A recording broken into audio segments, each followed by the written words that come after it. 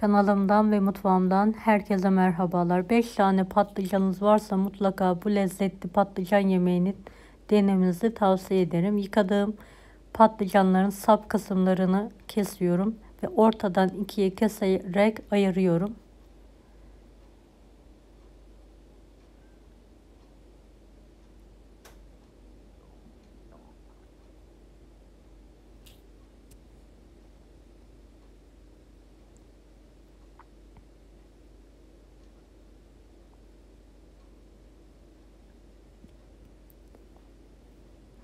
Patlıcanlarımı bir tatlı kaşığı tuz ile her tarafını güzelce gelecek şekilde tuzluyorum.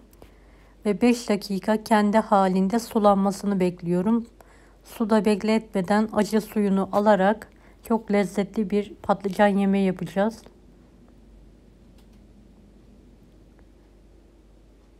Evet, tam aradan 5 dakika geçti. Gördüğünüz gibi üzerinde sulanmalar oldu. Bir tabağa sıkarak fazla suyunu, acı suyunu alıyorum.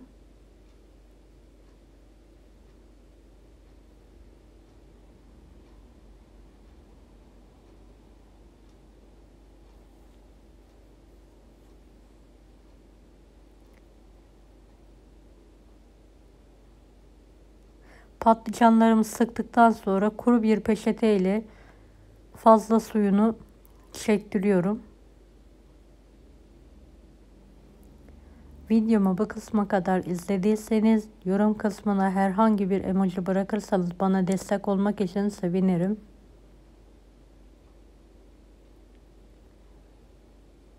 Evet, patlıcanlarımı tekrardan bir tutam tuzla tuzluyorum. Bir yemek kaşığı zeytinyağı ile sadece tek taraflarını yağlıyorum.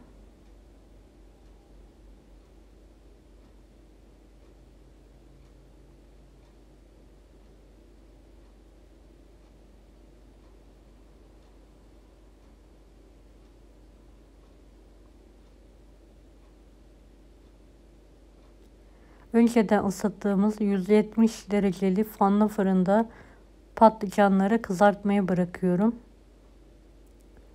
İç harcı için 5 tane küçük soğanı yemeklik şekilde doğruyorum.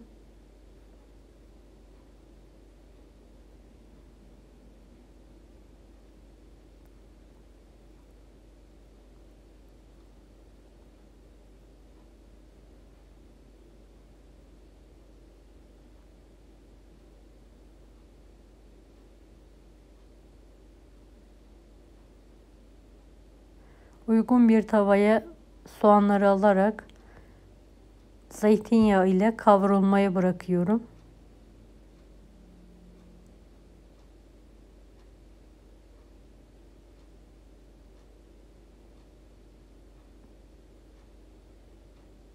Beş altı tane sivri biberi ince olacak şekilde doğruyorum.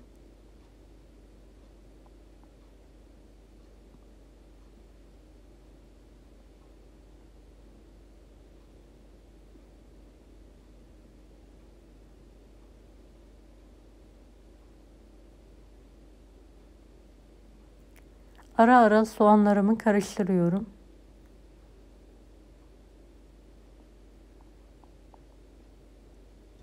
Doğradığım biberleri üzerine ekleyerek birlikte kavrulmalarını bekliyorum.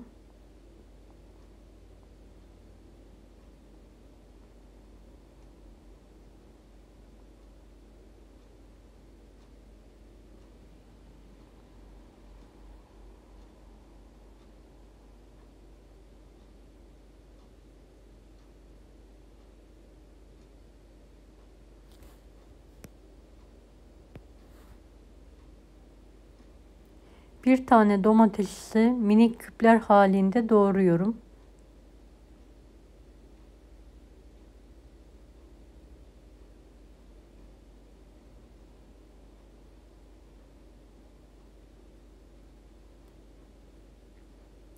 Evet, domateslerimi tavaya ekleyerek birlikte kavrulmaya bırakıyorum.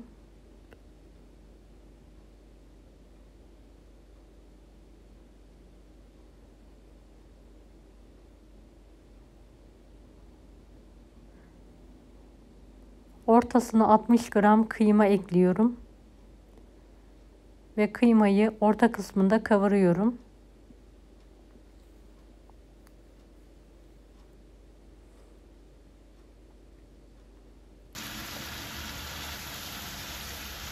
Evet, tüm malzemeyi kavurmaya devam ediyorum.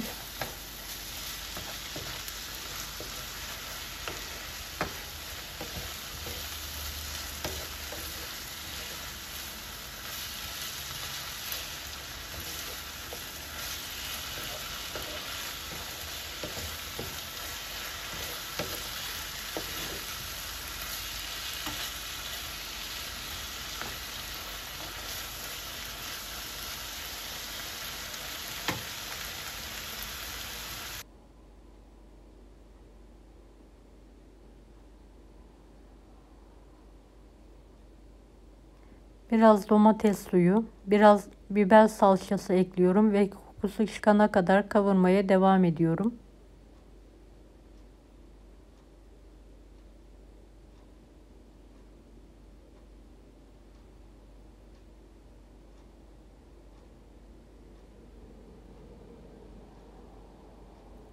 Üzerine yarım su bardağı su ekleyerek kavurmaya devam ediyorum. En son damak tadınıza göre tuz, karabiber, pul biber, kekik, kişniş, kimyon ekleyebilirsiniz.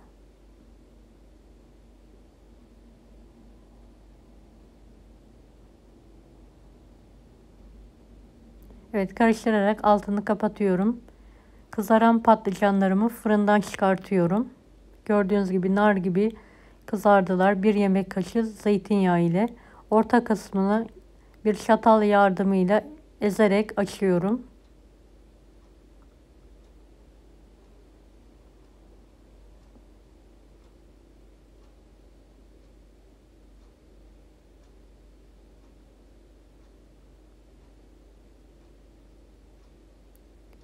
Evet, hazırladığım kıymalı harcı ortasına bolca kaşık yardımıyla koyuyorum.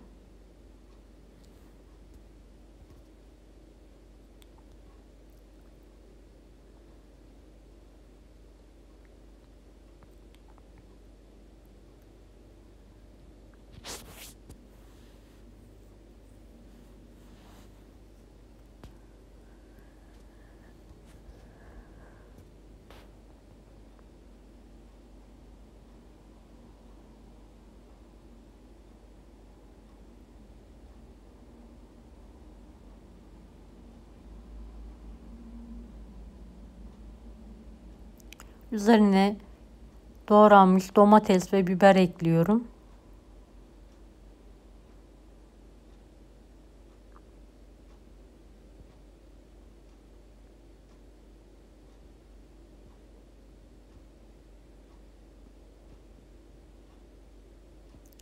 Tavaya çok az su koyarak tepsiye suyumu yayıyorum.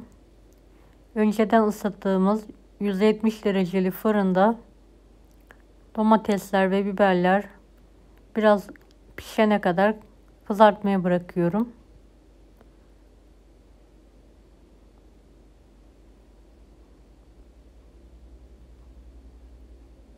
Evet, yemeğimiz pişti. Gördüğünüz gibi çok lezzetli görünüyor. Kızartmadan gerçekten bir kaşık yağla nefis bir yemek oldu. Denemenizi tavsiye ederim. Evet, patlıcan yemeğimi servise hazırlıyorum. Hem hafif hem lezzetli. Tam bir misafir menüsüne yakışacak bir yemek oldu. Yanında pilav ve cacıkla ikram ettim ben. Deneyecek olanlara şimdiden kolaylıklar dilerim. Kanalıma ücretsiz abone olmayı unutmayın.